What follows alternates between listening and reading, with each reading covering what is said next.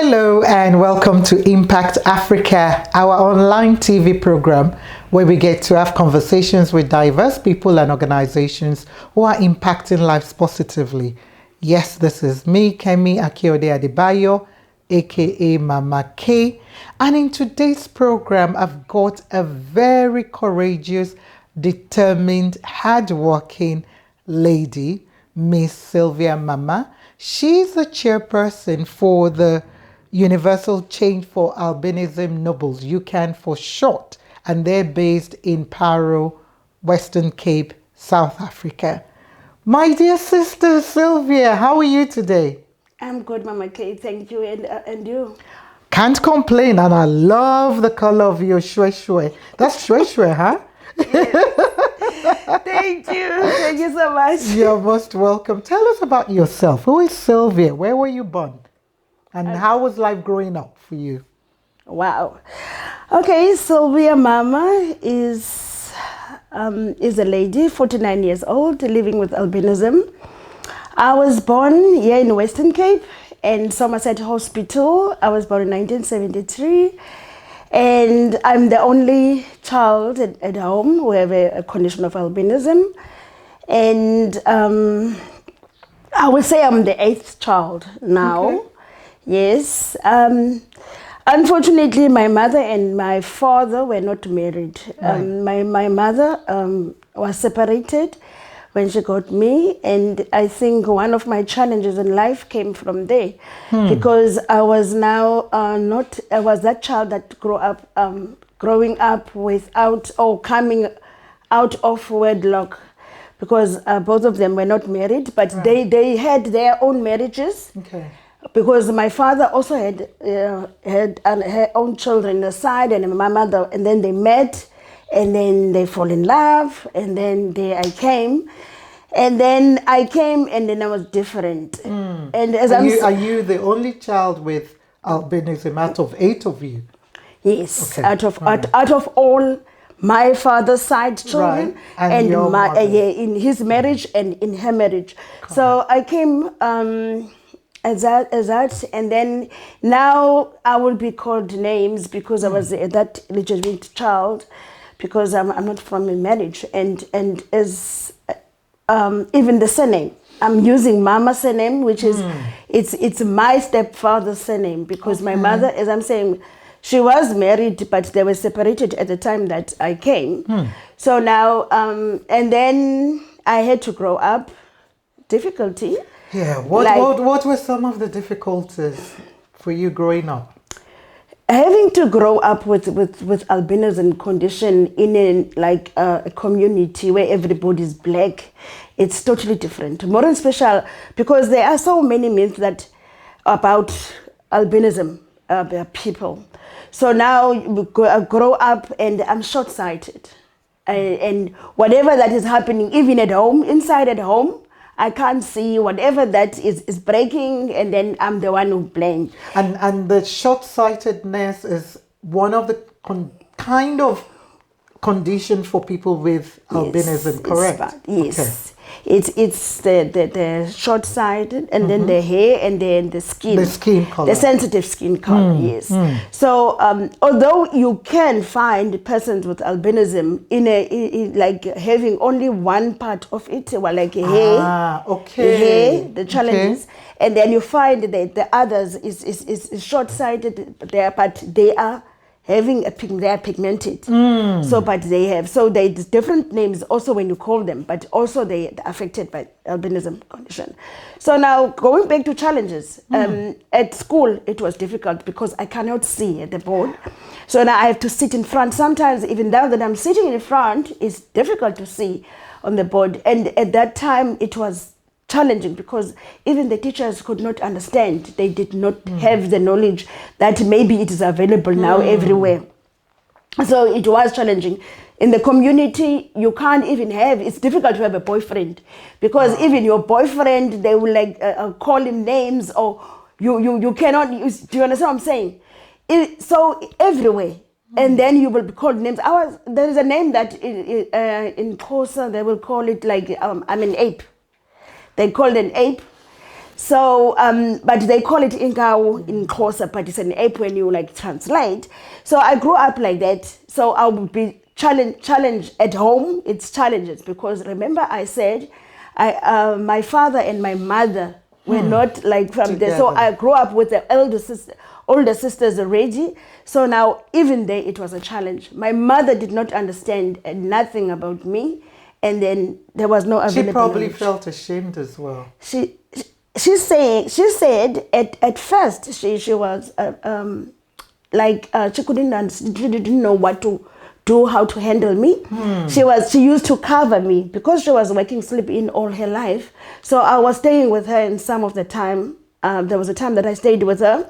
So she used to cover me in the public.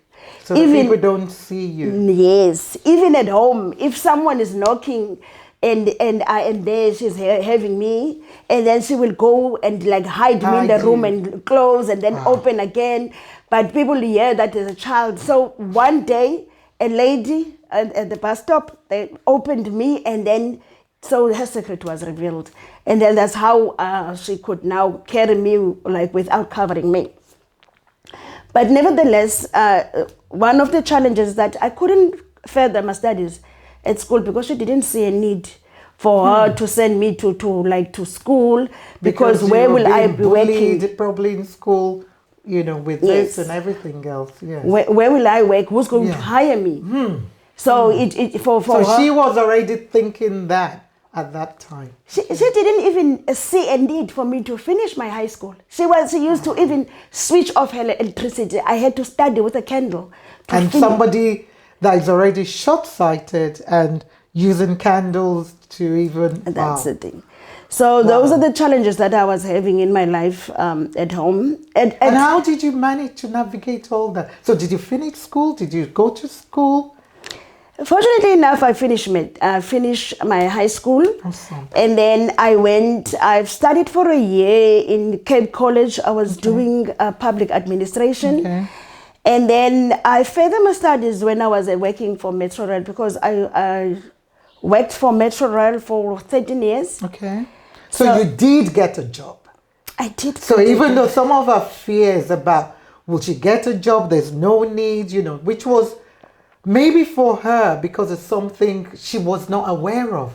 She was ignorant, about that. If I can say it, yes. How she was ignorant and. A part of those challenges made me the woman I am today. Because I grew up, I was determined to say, I want to prove them wrong. So I didn't want the challenges to overcome me or to determine my future or to shape my future. So I told myself that if I need to do it, I'll do it. So that's why I'm saying even this organization is UCAN, because we can. We can do anything. We'll come to UCAN shortly, but I want to come first because you've given us a quick brief here about life growing up, the stigma, the shame, and going to school, going to the names being called, challenge at home, even amongst your siblings and your own family as well, and then working. Did you face more challenges at work? At work, I faced many challenges. Being a strong person, having a strong personality, and I'm that woman that is not like, you cannot tell me that I cannot, or you cannot like determine. It's like that. For me, I've grown up proving who I am. So, and then at work, the one thing that was difficult is that I didn't have the resources that is needed. I did not have, I need, like, if I have to use a computer, I need a Zoom text computer. Right, so you need a special kind of... Yes. Wow. Okay. But I didn't have those things. And at first when I started, I was not treated like a person with disability until such time. So I would like have to work. If I have to work in the sun, I have to work and stand there and do it because I needed to work. I needed to earn living. And you needed maybe even to prove yourself beyond a reasonable doubt. I can say. Beyond living with the albinism, which is something you live. It's in you. You can't take a medicine to change it or to get an injection or go and do anything about it.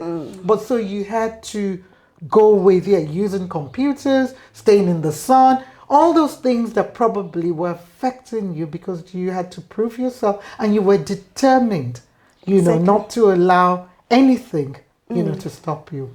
Wow. Yes. So you worked with Metro for 13 years and then? And then... Because I know you're a mother of 2. Yes. So, yes, I met take us through the journey of you now being a mother yourself. Okay. Part of the things that I had to leave also the company because I've seen that people were like also after me in a way. But nevertheless, I was lucky to work because now when I came in Metro, I was a contract worker where I have to work from 4:30 in the morning. And then at that time we were like working split shift. So I was working and then until 12 o'clock we need to come back again until 6:30. So that's how I worked for a whole year. I had to run and catch a train when I was in Khayelitsha at that time where I was staying. So I worked and then luckily the following year I was employed as a supervisor.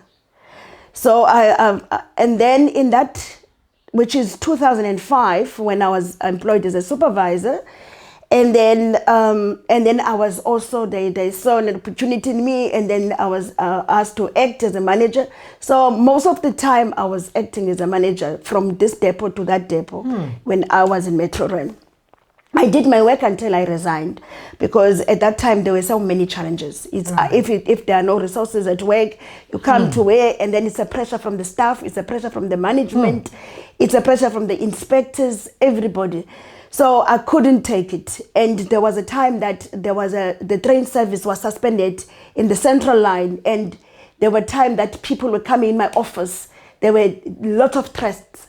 So I couldn't, and I felt like I was burned out because I was like thinking more about my children because my children are very young. Okay, how old are they? The first one, the girl, which is Faith, is 15 years. Okay. And the boy is 12 now this year. Okay. They're 3 years apart.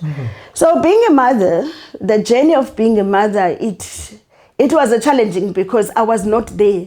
And they don't have albinism? No, they don't have albinism. Okay. I was not I had to hire people to look after my children. So I was having always nannies and then to look after them.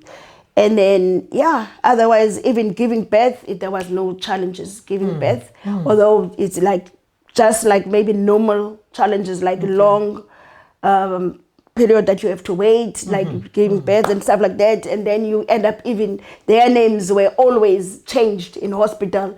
I go to hospital with a certain name, like Faith. I had a name, but when I came in the hospital, because I needed to have a Faith, because they said, this child, you're either going to kill this child, you cannot, this child, whatever. So I needed Faith. So I was always, and even in Emmanuel, when he was born, it was a challenge because I was so swollen up, my feet and everything. I was in hospital for like a month before he was, and then he was born a premature 6 months. So otherwise, everything, birth, and then growing up, they're growing up very fine. So we're going to go on a break just now, and we'll be right back to hear more.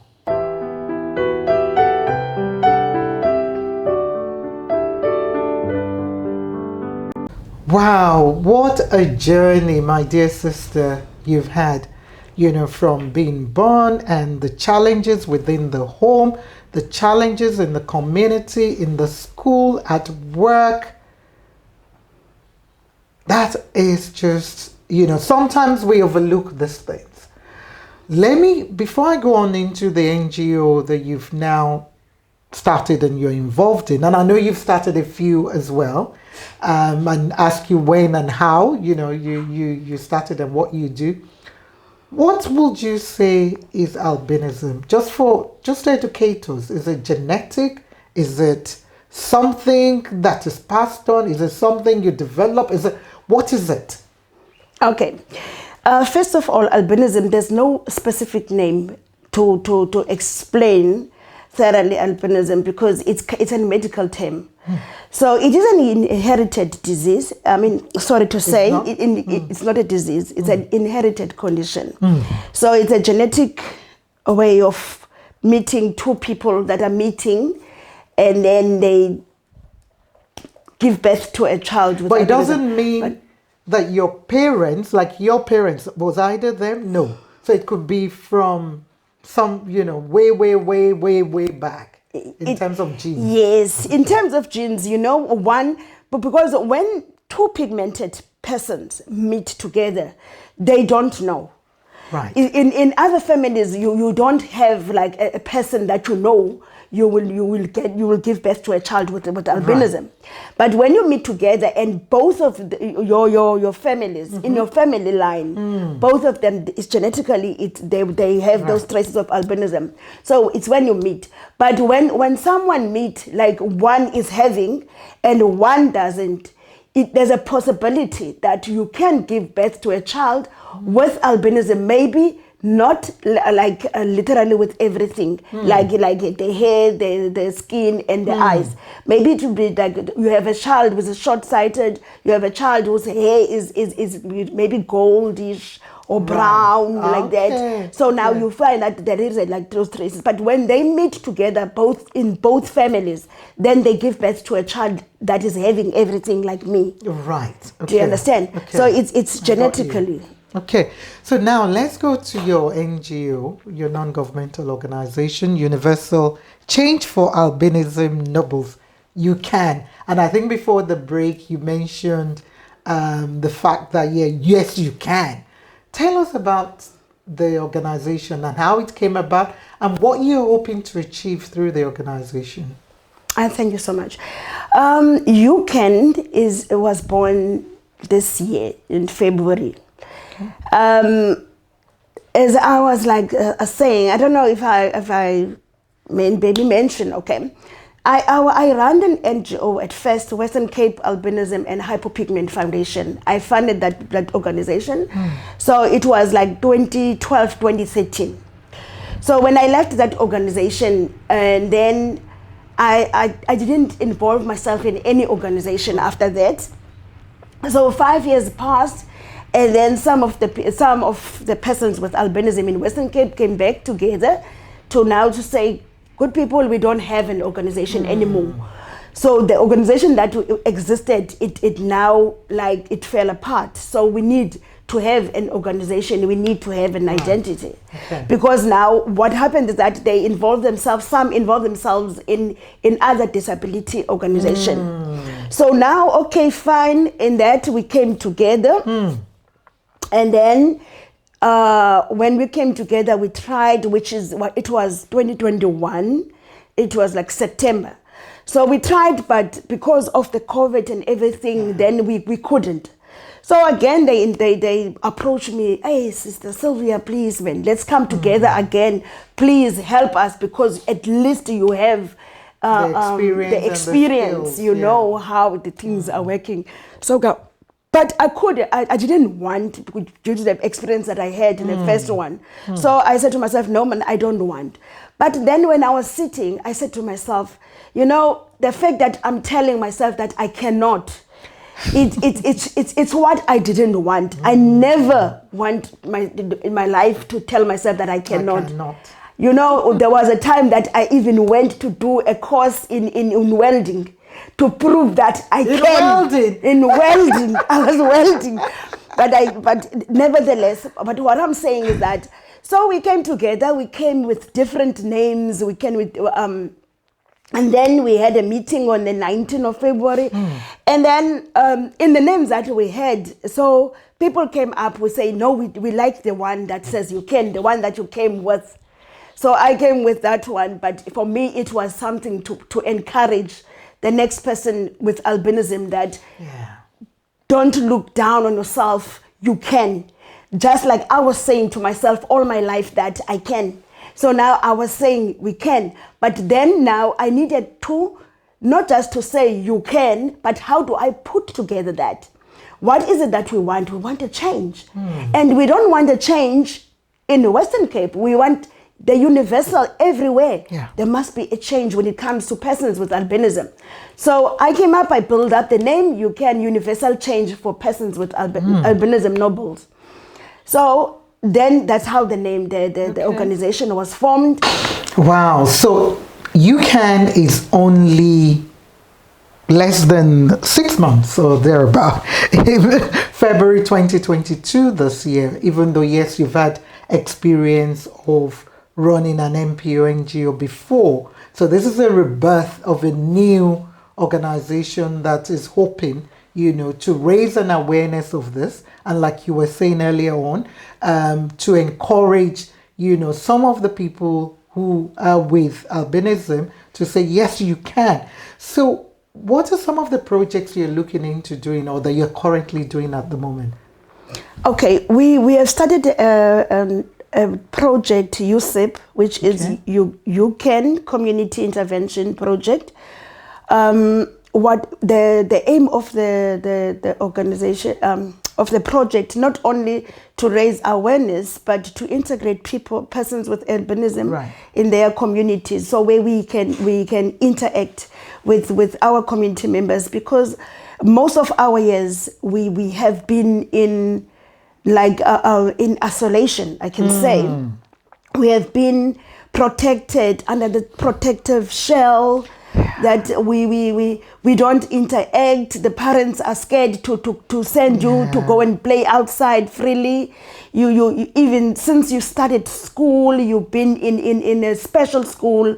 So there's been that because of the killings of persons with albinisms that were there, and then because of this meant that if I sleep with you, I'll be cured, this HIV or AIDS, stuff like that. Do you understand? So because of all these, the parents, even the children, are scared to be outside. Because when you watch the news, you find out in Tanzania, or even here in South Africa, recently, 2018, in South Africa, a child was killed. 13-year-old child, Kabisile Shabane, was killed here in Witbank. So, and the reason? For body parts. Because if you sell... Belief that the belief, yes. The myth, the tradition, the culture, how else can we do this? I know education, educating is important, our people, generally, and even the people as well who are going through their struggles, because that must have been so painful for the parent, and like you said, it's not just in South Africa. From Malawi, Nigeria, Tanzania, the way we look at people with albinism is just so terrible. And I know language, and I know before we started recording, I was asking you about the name, because I know I've been used to saying albinos.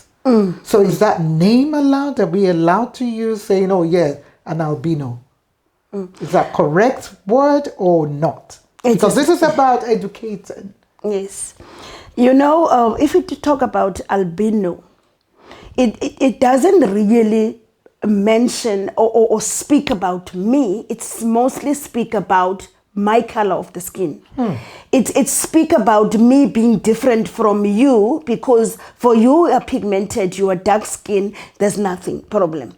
So now, but albino is used mostly to white plants, which different plants with the pigment, and then with plants, it's animals, it's people.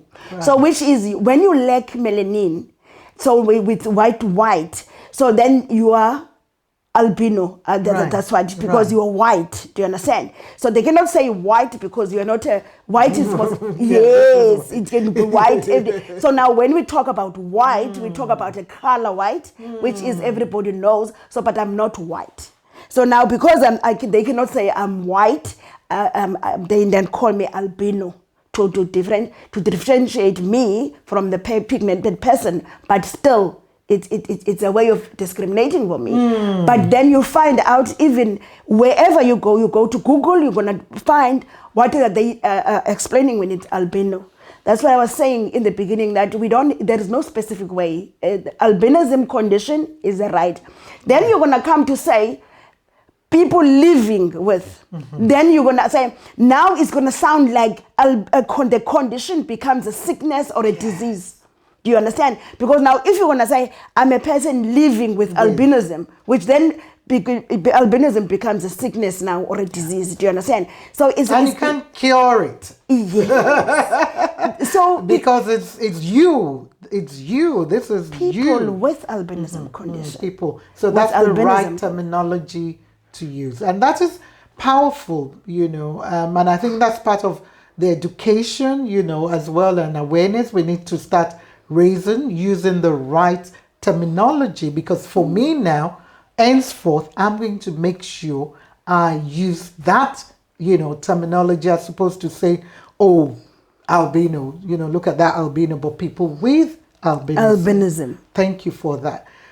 Now, let me now go on to, I know you've spoken about some of the challenges, for you growing up within your family, within the community, within school, within work, and so on and so forth. How else, or what else can we do apart from education and raising awareness? Or what else can be done by even people living with albinism to address all these challenges? Thank you so much. The language, what else can we do? Okay, I love that question. You know what? We need to come together. A parent, an uncle, everybody. We need to come together as people and try to help, to assist us as person with albinism so that we can be able to to be integrated, even in school, workplace, even in the communities. Even the government can play a role to say, now in each and every production that is done. So now let's include persons with albinism. Let's strengthen the laws of all the countries. Then if someone is, what I was saying, even these traditional healers, they also have a society whereby we say, everybody, like the traditional healers, they must be be what I can say. You see, there's they need to be the voice. They need to be the ones that we can even tap into. Our chiefs in the rural villages to educate, to say yes. At the end of the day, the myth about yes, if you sleep with or if you body part. No, these are human beings. That's the thing. These are human we all human beings, but we need, the fight is not only for us. No. Now many children who are pregnant, young children, they give birth to children with albinism. So now we need to make sure those children, when they are born, they cannot continue growing up. And what support do they get? Yes, as well? we cannot force because we talk about inequality when it comes to persons with albinism. We need to make sure that everything is equal that's done. Yeah. I go to the workplace, there are resources for me. The government needs to make sure that there are resources for persons with albinism. There is a way of recruiting persons with albinism, even in the industry, in a production, the schools, the workplace, and even things like what you just said. When we were setting up, I'm just going to be practical here, where we've got our lights, here, and you told us, oh, okay, lights, will affect you, even though we're inside, and we said, okay, we'll switch it on, we'll turn it away from you. So workplaces, schools need to take all those things into consideration. Yes. Like what you just said about sunlight. So what if a student, in school, and you're having assembly outside, where the sun is out there, it's not fair on that person. So little things like that needs to be taken into consideration on how to handle it. What you said as well, I think, with the computers, You know, I didn't even know that. So are there special kind of program or software that you need to add to your computer, or you know, to make you to be able to see properly, or how does it work? You know, I need a Zoom text. It's called a Zoom text. Zoom text. Okay. It's a special program in the computer that you put, so that it can be the wedding can be enlarged. You see. Right. So now, and then even there at school, you can't. They use most now electronic boards. So now the light is too much for the person with albinism. Then as a result, what happens is that a lack of inclusiveness of persons with albinism in schools, it leads to the fact that now they must be sent to special schools. Yeah. You know, I was talking to another youth. I felt so sad to hear that even the ones that are finished at school now, they are looking for employment. They are told, if you want to assist in education, you must go back to Athlone School for the Blind. So yes, they finish with school. There's an application that they have they apply for to assist at schools. They are not there now to be students, but they're there to be teachers. But still, no, you don't belong here. You belong to Athlone School for the Blind. So these are the things that we need to end. We need to end special schools. Take the children, put them back to their community at schools. Then the government will be doing something. Because now, instead of protecting them there, but you don't have a university that is special. The university is one university which it fits everybody. So this child must struggle when she reach university, because all the years from the crash she was in a special school, and then until she passed matric. Do you understand? I get you. Now you reach the university. There's no special university for you. They ended up dropping. You don't see programs where persons with albinism acting on TV. You don't see them on the adverts. Our children, we have small babies that can also like advertise those Pampers, those Vaseline, but you don't find them. Because why? They are not invited. They are not included in everything. So we talk about that inequality. You know what? We'll be back. Although we'll show some pictures as well of some of your work, and we'll be right back.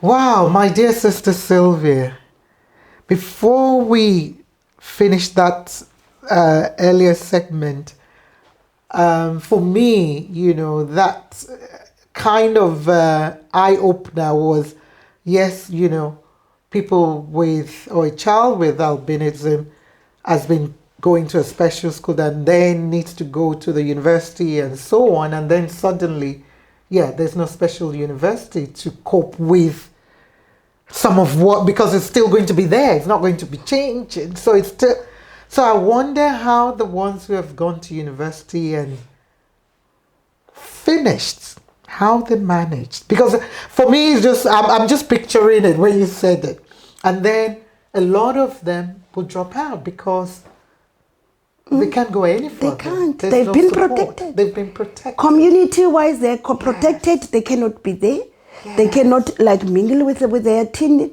Yes. And then university, there's no special. And you mentioned, you know, the fact as well, the media, which is what I said, you know, which is the media, the advert, because that's what comes in the media. Our adverts doesn't have a lot of people with disability because they should be represented.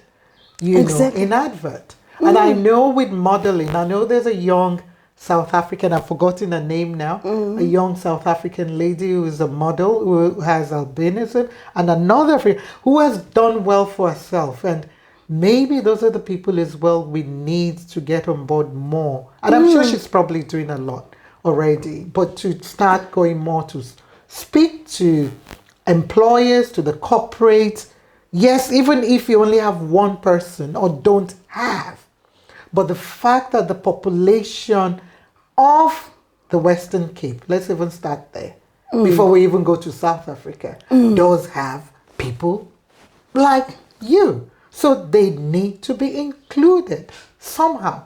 So it shouldn't be about, yes, we have or we don't have.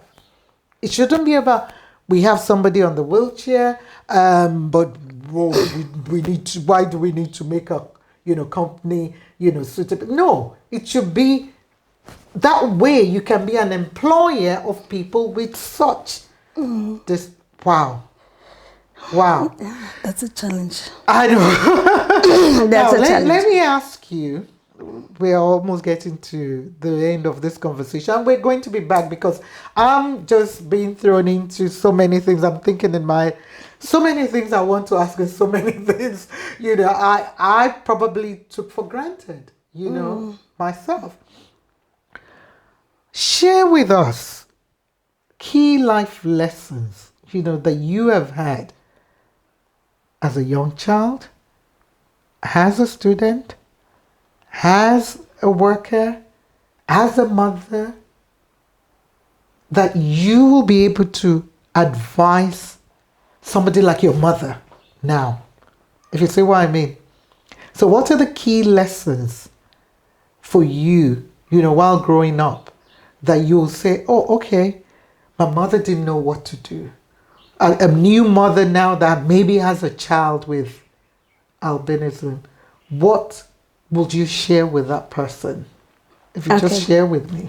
For a mother must understand that any child is a blessing from God. Or a father, by the way. Yes, any parent must understand that a child is a blessing from God. No one, I used to say to people who will call me names, I will used to say, if my mother was standing in the counter in Shoprite or in a shop and say, I want a child with albinism, then it was going to be understandable. But no parent stand anywhere to say, I want a certain child. So a mother must accept the child and then love the child. There's no special treatment just because I have an albinism. Treat your children the same, that you must treat them equally. The same, not special just because that one is different from the other one, because that itself creates like a crack to your children. So, and then to a person with albinism, I would say you need to accept and love yourself. It starts from there. We cannot expect people to love us if we don't love ourselves. So now you need to love yourself, and you need to understand one thing, that you are here for a reason. So I'm here for a reason, and then I want to fulfill whatever that the reason that God put me in this world. So I am here to stay. There is no other place that I would rather be. So I love myself. I accept who I am. I cannot change that. Wow. You see me right in there. Such words of wisdom, there. Now, kind of my final question. Apart from the issue of albinism, because obviously you're an ambassador and you're a voice, for those without the voice in that regard, is there any social issue for you personally that you're passionate about? And if there's any, what do you think are the solution to that? So it's a two-part question. So any kind of issue, apart from, what you're working on now that you're passionate about, like poverty, teenage pregnancy, anything, I don't know, old people, whatever, is there any? And what do you think can be done? If one thing that I can change, or I can even advise our government to, is to change the the issue of vagrants on the street, that like contributing to our beautiful South Africa, because our streets are very dirty. I know that we are living in a time where we say we are free, but our freedom is costing also our life at the end, because now we are being affected by the dirtiness of the street. So if we can assist and come together to help the people that are on the street and educate them, then at least, yes, we can talk about the teenage pregnancy and then everything, because now it's because of that we need to create jobs. So all of us, we need to come together to try to create jobs for people so that we can end the poverty. Wow. I'm sure the likes of my dear sister Vilma and Ilse, they're doing a lot in terms of homeless people on the street. And I think as well, I don't want it to be whereby they're being blamed, for the way our streets are dirty, because some of us, we don't take ownership. We're on the street, we're eating, we drop things. And then some of the time, homeless people and people who live on the streets are blamed for it. And so unfortunately with COVID and, the job losses and so on, we have more people sadly, living on the street of Western Cape. So yes, I think we all need to take ownership, of that in terms of what we're doing and holding our government as well accountable, to that. And yes, I think also, if I may add, yes, we came with freedom. Freedom, it came without restriction. It came as if everything needed to be free. But now we needed to identify, where do we need to be free? We need, like, for instance, we need education. We need free education because of lack of employment and everything. But then we need to also take ownership as citizens. We cannot just say that it's fine that I'm a teenager, I must have children because I'm going to get the grant. It's fine to how make much is that the grant even? 350. That's he doesn't even buy food for them. But the problem is that everything came in the name of freedom. Yeah. Do you understand? It came with the name of freedom, everything. Yes, we want to be free. Even for me, I want to be free as a person with albinism. Yeah. Right, I'm afraid that's all we've got time for today.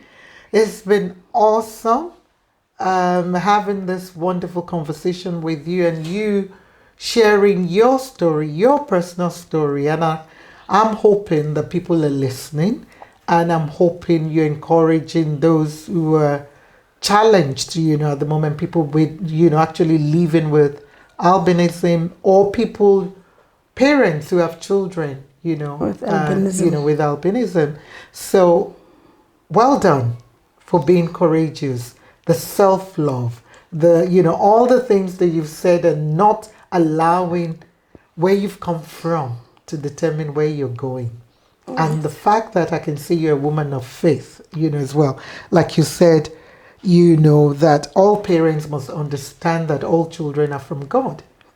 We did not say, yes, I want a child that is tall, slim, white, blue. No. No. So at the end of the day, we need to take children, whatever they have, as a blessing.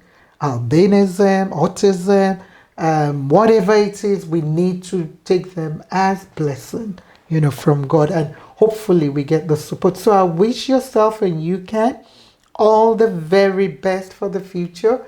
And we will be back to meet some of your members and executive to have more conversations. Even maybe a young person, that maybe is in school now. I would love to have conversations, with them to just hear their views, as well about this. We will share your details at the end of the program so people can reach out to you, correct? Can I say that? Yes. Okay. So people can reach out to you in terms of finding out more support, because definitely you probably need support. But in fact, I just need to ask these two things before. Sorry, I need to ask these two things. is your group for your organization only for women or men and old people or young? Is it open to all? It's open to all, young and old. Okay. And it's open to whether you're from South Africa, Malawian living here, or Nigerian living here. It's open. They're welcome. So far you have your person with albinism, you're there to just interact. Okay. So my sister Sylvia, before we started the recording, I know you mentioned the fact that you write. Tell us about that. Okay, I am a writer. I'm writing books. I've finished a book called My Black Velvet. It's a novel. It's a love story, 320 pages. The storyline is about discrimination against skin color, as I've experienced. But you know what I did is that I've taken an Indian side of it, because what fascinates me about Indian culture is that they have persons with albinism that they discriminate against, but still they are also using bleaching creams, which they're not accepting. They are like darker skin, so they're using more bleaching cream, and they're investing more money in bleaching creams. So that's why I took the characters Indians. Right, from India. Even though in Africa we actually sadly have some countries from West Africa, Nigeria, Ghana, South Africa, and a lot of other places where sadly as well people are really bleaching their skin. You know, from somebody who used to be way darker than me, you know, bleaches to what you're looking at. So that's, I mean, it doesn't add up. So through the book, is it published now? Is it or you're still looking into it? It is with the publishing company, Quella Publishing Company. So I'm still waiting. They gave me 2 months. I think this is the second month. I'm still waiting to hear from them. Okay. So obviously you're a writer and you're using your creative side in terms of creating that awareness. Awareness as well. Wow. Thank you and well done. Thank you so much. Then my final question, what are your needs as an NGO? Wow. So yeah, I want to hear that before we go. As we have just what are started, your current needs? Yeah. we need funding, obviously, because we're going to need to open offices. Currently, I'm running the office here at home. If you see here, this is our boardroom where we sit, next door. And then my computer is there. So I'm currently running the organization here inside at my home. And then we need like funding, we need space, office space. Yeah. We will be running like projects for women, like sewing and everything in the future. But we have started now with the one that integrating everybody now together in the communities.